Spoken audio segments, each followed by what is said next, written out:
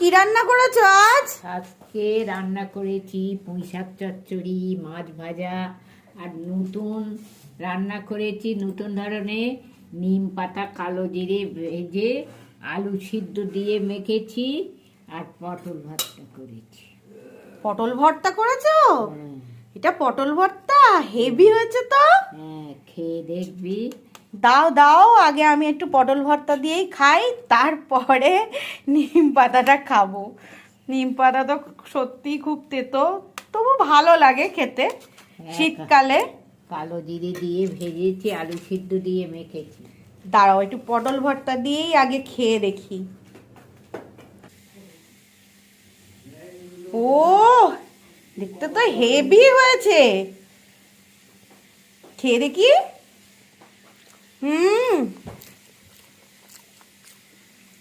দারুণ হয়েছে মা, দারুণ হয়েছে।